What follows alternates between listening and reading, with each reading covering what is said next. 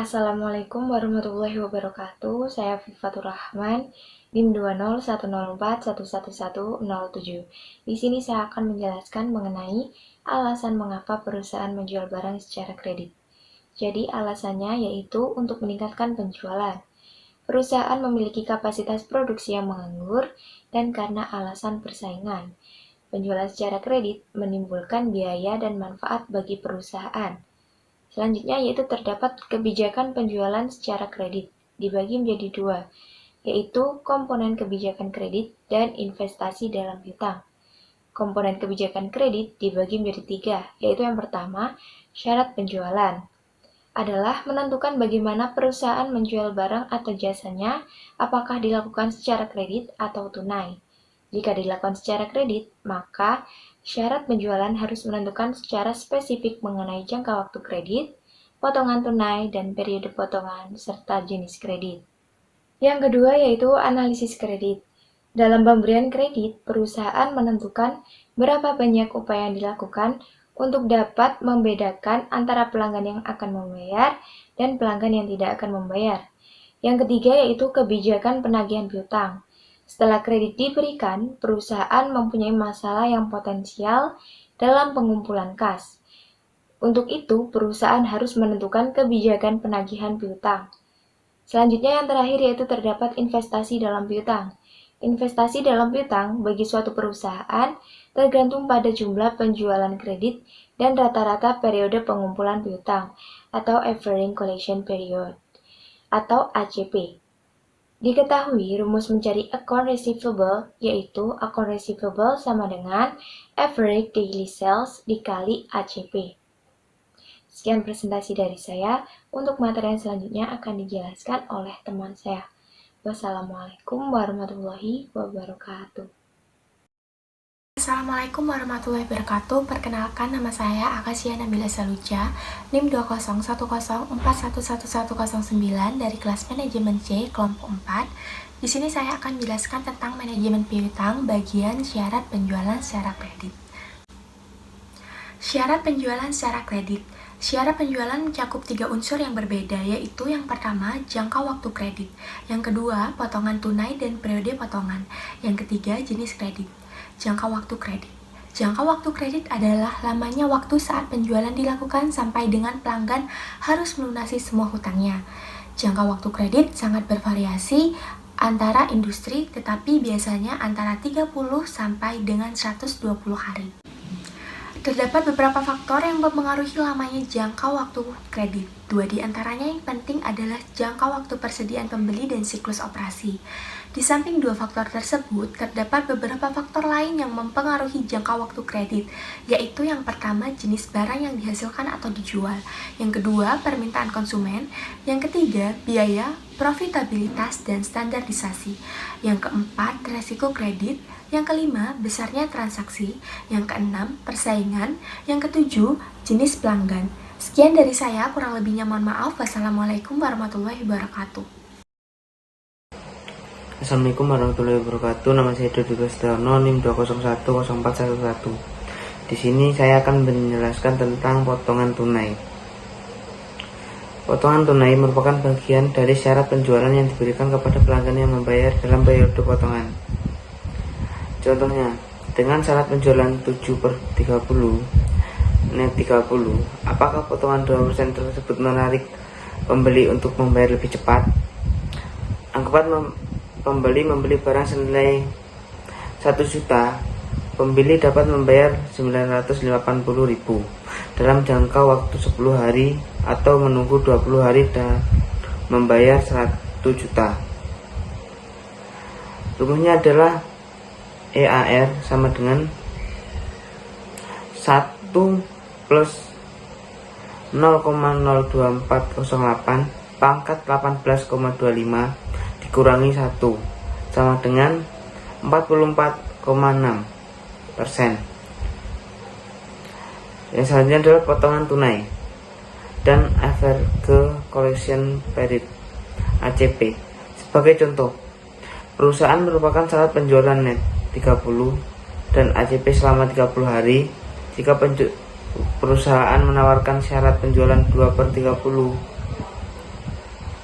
net dan sebanyak 50% pelanggan atau volume pembelian memanfaatkan kesempatan memperoleh potongan dan membayar dalam 10 hari, sedangkan sisa pembayarannya dalam waktu 30 hari. Berapa ACP setelah perubahan kebijakan kredit tersebut? Jika penjualan perusahaan sebanyak 15 juta setiap tahun sebelum potongan, apa yang terjadi dengan piutang? Jika 50% pelanggan membayar dalam waktu 10 hari dan sisanya membayar dalam 30 hari, maka ACP yang baru adalah ACP baru sama dengan 0,50 kali 10 hari ditambah 0,50 kali 30 hari sama dengan 20 hari.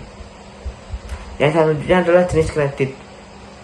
Kebanyakan kredit dengan yang ditawarkan merupakan akun, hal yang ini berarti bukti formal. Kredit adalah berupa invoice yang dikirim bersamaan dengan pengiriman barang dan ditangani pembeli sebagai bukti barang yang telah diterima. Baik, itu saja yang dapat saya sampaikan. Bila ada salah kata mohon maaf. Materi selanjutnya akan disampaikan oleh rekan saya.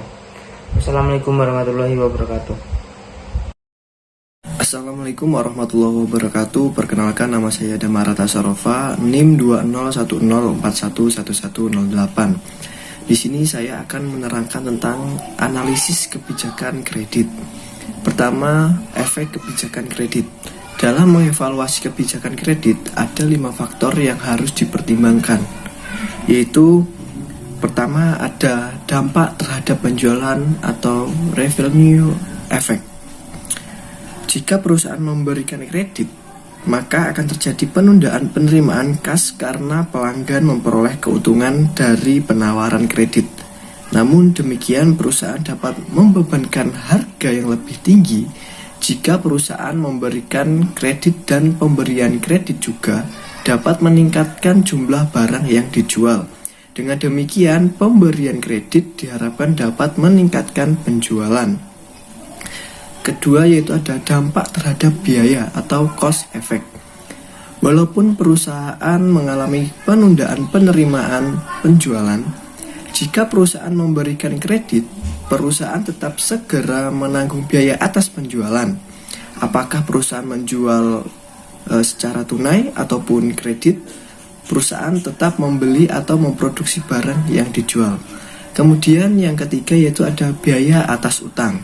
Ketika perusahaan memberikan kredit, perusahaan harus merencanakan pembelanjaan atas piutang yang dihasilkan sebagai konsekuensinya biaya pinjaman jangka pendek perusahaan, yang merupakan faktor yang penting dipertimbangkan dalam pemberian kredit. Kemudian yang keempat ada kemungkinan tidak membayar. Jika perusahaan menjual secara kredit, kemungkinan sebagian dari pembeli tidak membayar. Hal ini tidak akan terjadi jika perusahaan menjual secara tunai. Yang terakhir yaitu ada potongan tunai. Ketika perusahaan menawarkan potongan tunai sebagai bagian dari syarat kredit, sejumlah pelanggan akan memilih untuk membayar lebih awal untuk memperoleh sebuah potongan.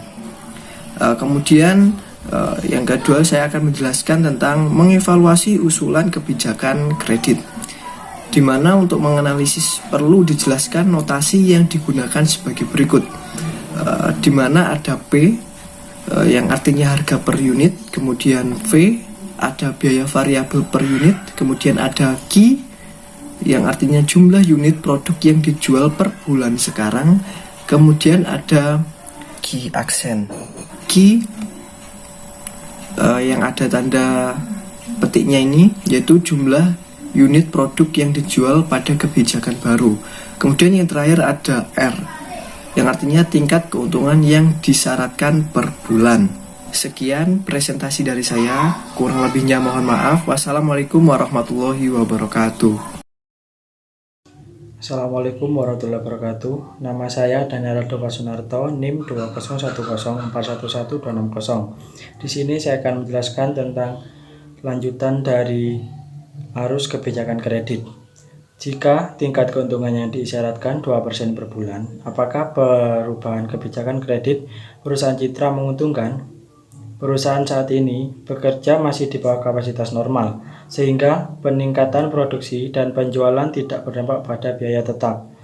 Penjualan perusahaan Citra sekarang setiap bulan sama dengan P dikali Q, sama dengan Rp5.000, dan biaya variabel setiap bulan adalah sama dengan V dikali Q, sama dengan Rp2.000. Arus kas dari kebijakan lama sama dengan P min V dikali Q, sama dengan Rp50 dikurangi Rp20 dikali 100, sama dengan Rp3.000. Jika perusahaan Citra mengubah kebijakan kreditnya menjadi net 30 hari, maka kuantitas barang yang dijual meningkat menjadi Q aksen sama dengan 110. Penjualan tiap bulan menjadi P dikali Q aksen dan biaya variabel menjadi V dikali Q aksen. Arus kas kebijakan baru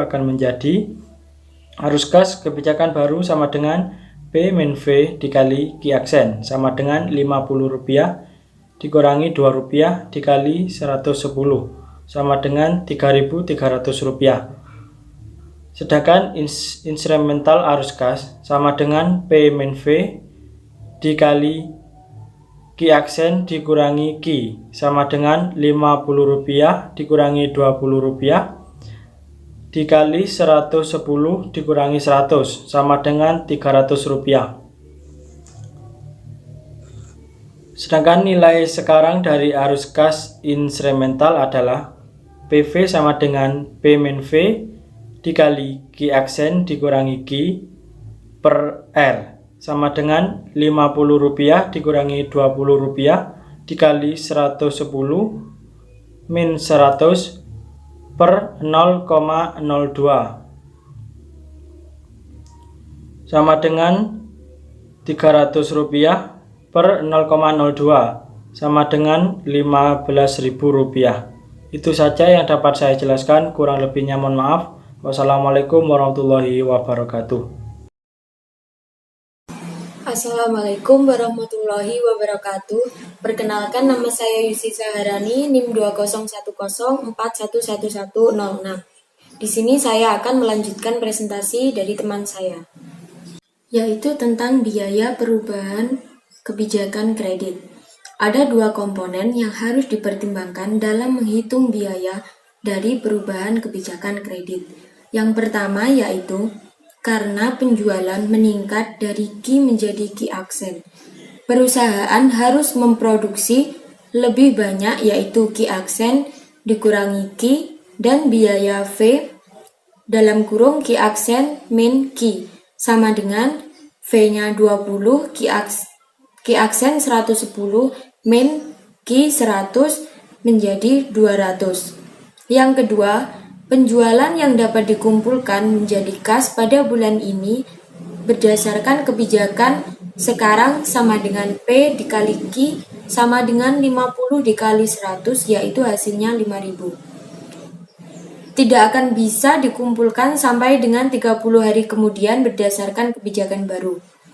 Besarnya biaya perubahan kebijakan yaitu biaya perubahan kebijakan sama dengan P dikali Q ditambah V dalam kurung Q aksen min Q sama dengan 5.000 ditambah 200 sama dengan 5.200. Kemudian NPV perubahan kebijakannya yaitu sama dengan min dalam kurung P dikali Q ditambah V dalam kurung Q aksen min Q tutup kurung ditambah buka kurung P min V Q aksen min Q per R sama dengan min 5.200 ditambah 15.000 yaitu menjadi 9.800. Mungkin ini yang dapat saya sampaikan, kurang lebihnya saya mohon maaf yang sebesar-besarnya. Untuk materi selanjutnya akan dilanjutkan oleh rekan saya. Sekian dari saya, nun wal qalam yasturun, fastabiqul khairat. Wassalamualaikum warahmatullahi wabarakatuh. Assalamualaikum warahmatullahi wabarakatuh. Perkenalkan, nama saya Della Septianingrum, NIM 2010411104. Di sini saya akan melanjutkan presentasi yang telah disampaikan oleh rekan saya, yaitu informasi kredit. Yang pertama, laporan keuangan. Perusahaan dapat meminta perusahaan pelanggan untuk menyediakan laporan keuangannya seperti neraca, laporan laba rugi, dan sebagainya. Yang kedua, laporan kredit yang berkaitan dengan masa lalu pelanggan dalam pembayaran kredit dengan perusahaan lain. Berkaitan dengan informasi ini, memang hanya sedikit perusahaan yang menjual informasi historis kredit perusahaan, yang menyediakan laporan tentang laporan kredit suatu perusahaan. Yang ketiga, bank. Bank biasanya memberikan bantuan kepada perusahaan yang menjadi nasabahnya dalam menyediakan informasi tentang kredit perusahaan lainnya. Yang keempat, catatan pembayaran perusahaan pelanggan di masa yang lalu. Evaluasi untuk mengetahui kelayakan pelanggan untuk diberikan kredit, yaitu yang pertama, karakter, berkaitan dengan niat pelanggan untuk memenuhi kewajibannya. Yang kedua, capacity, berkaitan dengan kemampuan pelanggan untuk memenuhi kewajibannya sehubungan dengan kredit yang diterima.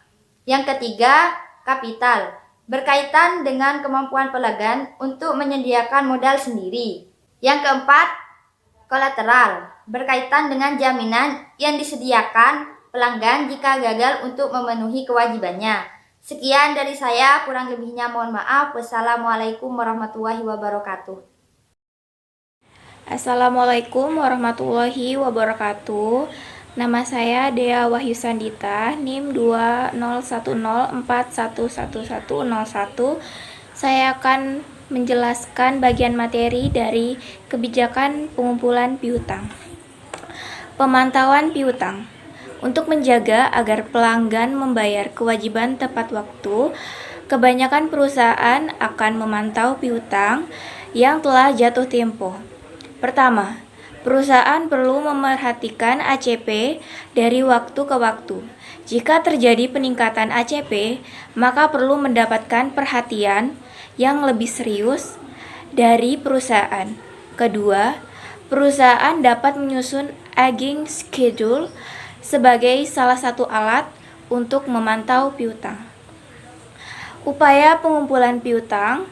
Yang pertama, mengirim surat pemberitahuan kepada pelanggan telah jatuh tempo piutang. Yang kedua adalah perusahaan menghubungi pelanggan melalui telepon. Yang ketiga, menugaskan tenaga penagih untuk melakukan penagihan piutang. Yang keempat, melakukan upaya hukum untuk melakukan penagihan. Sekian dari saya, kurang lebihnya mohon maaf. Wassalamualaikum warahmatullahi wabarakatuh.